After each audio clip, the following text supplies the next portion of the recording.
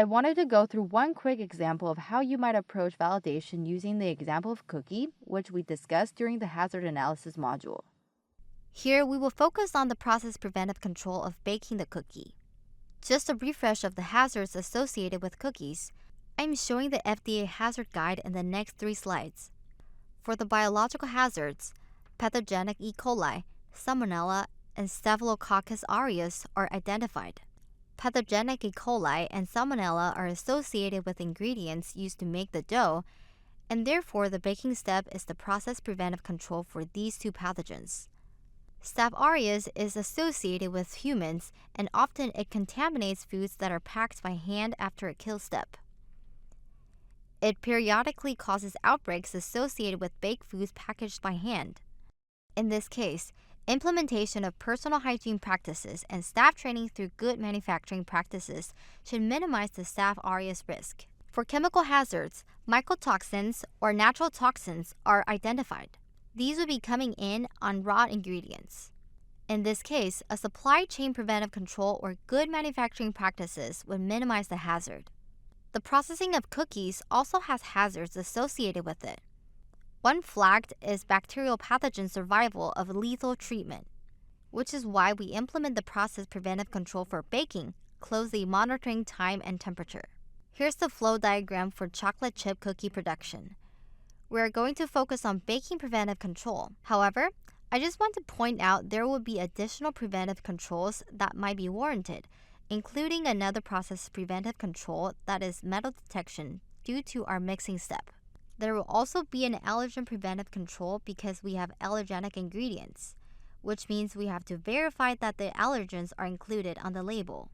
If we were making other cookies with unique allergens in the same facility on the same equipment, like adding nuts to the cookie, we would also need a sanitation preventive control to minimize allergen cross-contact. Anytime there is exposure of the food to the environment after a kill step is implemented, there is a risk of recontamination. In particular for baked goods packaged by hand, we are concerned about Staph aureus. However, let's look at some data that would support the selected time and temperature for the baking process preventive control. One source of data you may be able to lean on is scientific studies. This particular study looked at the survival of Salmonella during the baking of cookies. In this study, first they studied the thermal profile of dough heating at 350 degrees Fahrenheit. In the chart on the left, the line at the top is the measured oven temperature, which stays right around 350. The lines below are the temperature of different parts of the cookie. They used the thermocouple, which is basically a time-wired thermometer, to study the internal temperature of the dough during baking. This is important because you rely on the temperature to inactivate the pathogen, so you want to know how hot the coldest part of the food is during cooking.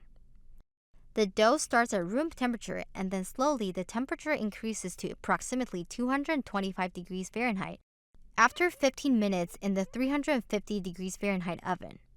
They also inoculated the cookie dough with Salmonella and then cooked it at 350 degrees Fahrenheit for different lengths of time to see how long was required to inactivate the Salmonella.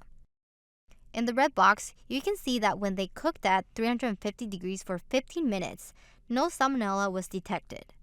However, at short cooking times, they could still detect Salmonella after heating. So based on this work, you can see the importance of oven temperature, dough temperature, and time on the inactivation of Salmonella. For a baked good, there are baking process kill step calculators that can be used to estimate the required time and temperature to inactivate Salmonella in various types of baked goods. These can be useful tools for validation.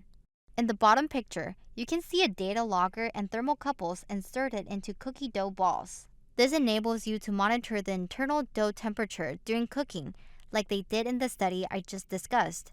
This type of information is very important in validation. While an internal temperature of 225 degrees Fahrenheit for several minutes may inactivate Salmonella, you have to be able to show that your oven and dough size allow for achieving that temperature. The verification procedures related to the baking process preventive control would include monitoring the oven temperature and cook time, calibration of the thermometer used to measure oven temperature, and review of records related to baking.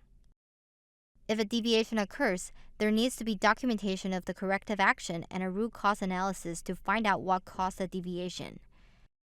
If deviations repeatedly occur, this will lead to revalidation.